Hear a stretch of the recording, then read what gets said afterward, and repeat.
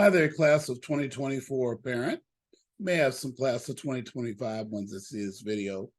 Real quick, I want to straighten out where we are on the SAT for your student, because things have changed a lot since before the pandemic. All right, here's the situation. UC and CSU and most private schools in the state of California, you can be admitted to those schools unambiguously and clearly without an SAT. Okay?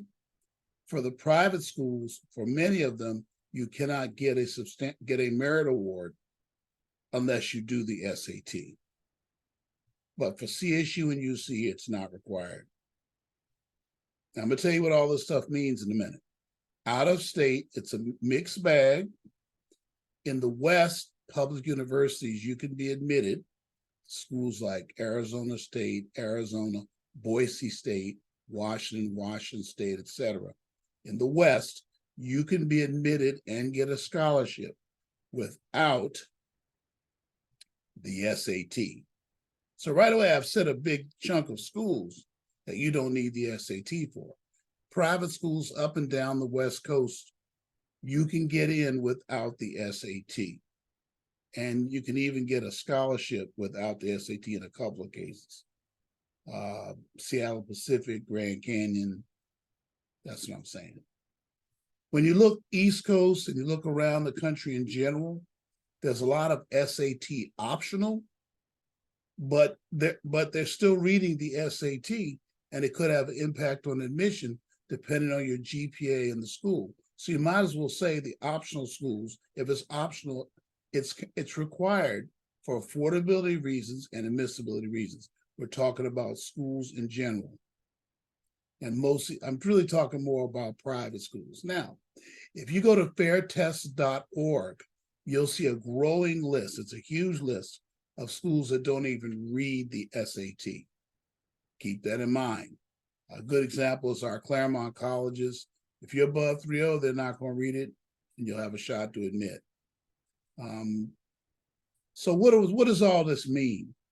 It means if a student's grades are not particularly high, and I'm defining high as 3.5 or above, it is not clear to me they need to plan to take the SAT or the SAT prep. Now, the exception would be the following, and I'm being serious. The exception would be if you've decided that no matter what the cost and how much debt you as a parent will take on your parent loan, right? You just want to get them in, okay? Most Black schools will accept a student without the SAT, but a lot of them cost $40,000, $50,000, and $60,000 for room and board and everything. And so if you're ready to take that debt 4 years, it could be $150,000 to $250,000, then you can do an HBCU, no problem at all. That would be a loan you just have to take out. Okay. And then in those cases, they won't need the SAT to get in. Now, you want them to have to take the SAT, which I'd advise to try to get merit awards. If the GPA for those Black schools has to be 3.9 or above to get money. So if they're 3.5 and 6, taking the SAT probably won't make a difference. But so we're not, so in our program, we're not going to eliminate SAT prep. In fact, it's going to be more vibrant than ever this year. We'll be in person fully in prep for the May test. We're half in person, half online for the March. And I think students should take the March prep. They fit in the right category. But if their grades are not high, and this is a good time to have that dialogue in your house. And I'll be glad to meet with you and your student in a college readiness review, just get their transcript. I'll motivate them to do better in school, to finish up strong with their exams this year, and to do well next year, first semester. Maybe that could reverse, but going in through here now, I would not invest in prep if the grades are not elevated. At least 3.3, so you can argue it'll go up. You may have them do it anyway, it's fine. For self-confidence reasons, we're standing by with reasonably reduced costs SAT prep for your student from $160 to $260 a month. It's the best buy in town for 16 to 20 hours of the best Princeton Review SAT prep your money can buy. I have excellent teachers, including me.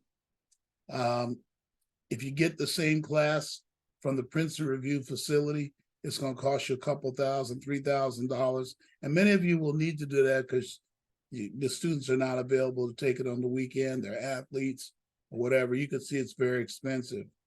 So think about all that, parents. I'm standing by to assist you. My number and email address are on the screen. Get a hold of me if you have any questions and you're wondering what to do about your 11th grade student as we enter the SAT season.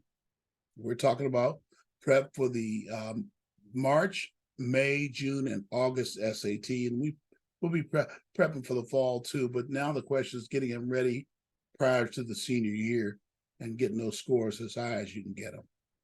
God bless you. I hope that helps you. We have a presentation on our video page about the SAT that's still relevant for this year. I'm going to provide that link below for you to look at, and a link to our website where you can register for the SAT as well. God bless you. Bye-bye now.